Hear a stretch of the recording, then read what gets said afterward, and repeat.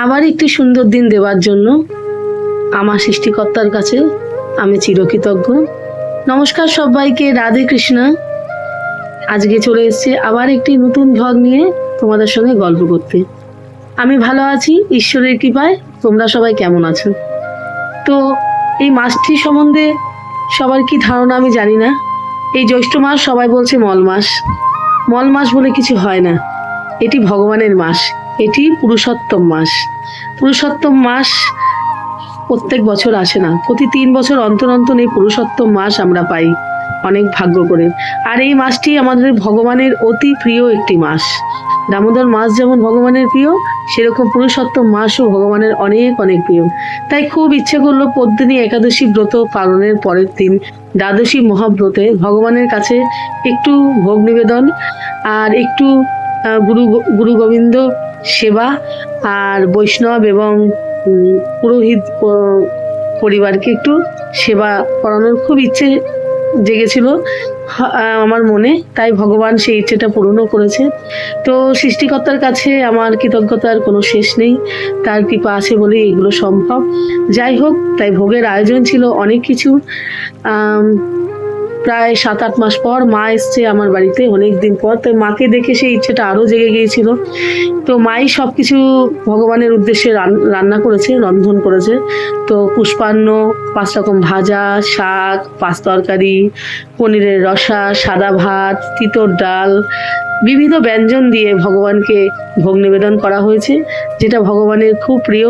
সেই সব জিনিসগুলো ভগবানের উদ্দেশ্যে নিবেদন করা হয়েছে। যাই হোক, আমরা কেউ নই, সৃষ্টিকর্তা যেগুলো করান সেটুকুই আমরা করি। আমার গোবিন্দের যেটুকু কৃপা সেটুকুই হবে। আমার কাছে খুব আশ্চর্য লাগে সবথেকে জীবনে বেঁচে থাকা। জানি না কখন কোন মুহূর্তে ভগবানের কাছে থেকে বিচ্যুত হয়ে যাব, তার সেবা থেকে কিছুই আমরা নিয়ে যাব না। হ্যাঁ, তবে একটা জিনিস নিয়েও যাব, রেখেও যাব, সেটা হচ্ছে মানুষের কর্ম, মানুষের ব্যবহার। সেটা আমরা রেখেও যাব, নিয়েও যাব। তোমার সামনের মানুষের সঙ্গে তুমি যেরকম ভাবে ব্যবহার করবে, ভগবানও তোমাকে ঠিক সেটুকুই ঘেরাবে। সেটা ভালোবাসাই হোক, সম্মানই হোক, শ্রদ্ধাই হোক, ঘৃণাই হোক, আর হিংসাই হোক। যেমন ভাবে তুমি ভগবানকে সামনের মানুষকে দেবে, ভগবানও তোমাকে সেটুকুই ফেরাবেন। যাই হোক, ভগবানের কাছে করতি মনে তার কাছে ভোগ নিবেদন করা হয়েছে এবং ভোগারতি গান গাওয়া হয়েছে। ভগবান যেন কৃপা করে গ্রহণ করেন তার নিজ গুণে। আমাদের মতন অধম, তার সেবার যোগ্য আমি নই। সে অনেক কৃপা করে এই মানে করেছেন আমাকে আর কি, তার সেবার যোগ্যতা আমার নেই। তবুও যেটুকু চাই মনে চেষ্টা করি, শুধুমাত্র জানি না কতটুকু পারি। সে পারালেই পারবো, না হলে কখনোই সম্ভব নয়। আমরা কেউ নই ভগবানের জন্য কিছু করার, ভগবান আমাদের দিয়ে করান, তাই আমরা করি। যাই হোক, ভগবানেরকে ভোগ দর্শন করো তোমরা সবাই। হয়তো বলতে পারো যে ভগবানের সেবা করছে আবার লোক দেখাচ্ছে।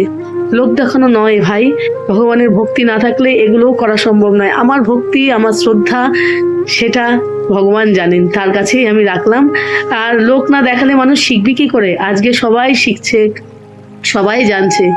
হয়তো এই একজনকে দেখে মানুষ ভালো ভালো শিক্ষাগুলো নিচ্ছে।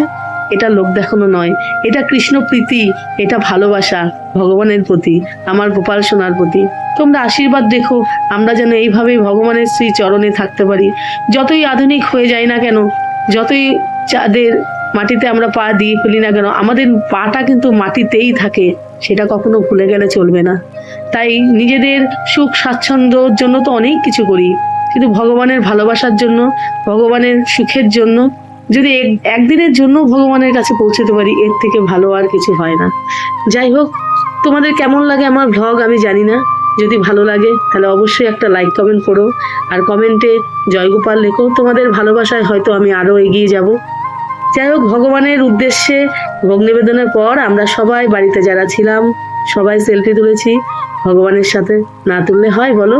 এবার ছোটবাবু ছিল না, ছোটবাবুর পরীক্ষা ছিল, তাই সে চলে গিয়েছিল এসেও, তাই সেইভাবে আর ভিডিও করা হয়নি। দুপুরবেলা আমার পুরোহিত পরিবার, আমার গুরু গোসাই মানে বৈষ্ণবরা যখন এসেছিল, তাদেরকে সেবাদানে একটু ব্যস্ত হয়ে পড়েছিলাম, তাই সেইভাবে ভিডিও করা হয়নি।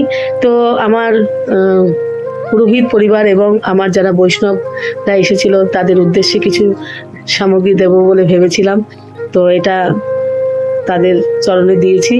যাই হোক, তারপর আর মিডিলে আর ভিডিও করা হয়নি, কারণ একটু ব্যস্ত হয়ে পড়েছিলাম। সবাই এসছে, আমন্ত্রণ করে সবাইকে আনা হয়েছে। তাদের যদি সেবায় কোনো ত্রুটি হয় তাহলে আমার অপরাধ হয়ে যাবে, বৈষ্ণব অপরাধ হয়ে যাবে, পুরোহিত অপরাধ হয়ে যাবে। কিন্তু সবাই দেখো কত কত মিষ্টি নিয়ে এসছে আমার গোপাল সোনার জন্য, কত রকমের মিষ্টি নিয়ে এসছে আমার গোপাল সোনার জন্য। হ্যাঁ, তো খাবার তো লোক নেই বাড়িতে, আমার গোপাল সোনাই খাবে, আর কি বলবো। দেখো কত রকমের মিষ্টি, রসগোল্লা, পান্তুয়া, ছানার জিলাপি, সন্দেশ, লাড্ডু, চকলেট, কোনো কিছু বাদ নেই। কত রকমের মিষ্টি নিয়ে এসছে আমার গোপাল সোনার জন্য। যাই হোক, খুব আনন্দ পেয়েছি আমি। আমার গোপাল সোনা সব একটু একটু করে খাবে, তাই না?